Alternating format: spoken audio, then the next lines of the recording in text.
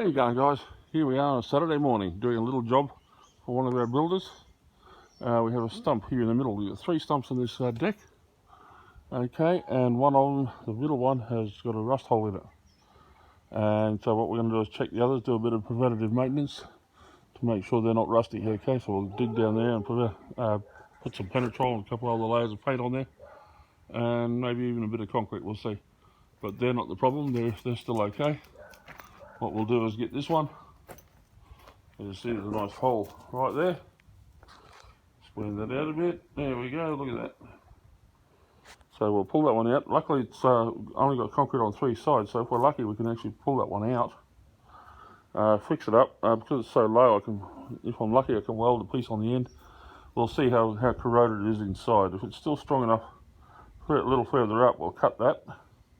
I'll cut that just down there. Re-weld another piece on. We dig all that hole out until we put new concrete in. Pull that out, put that back in, and re-concrete it.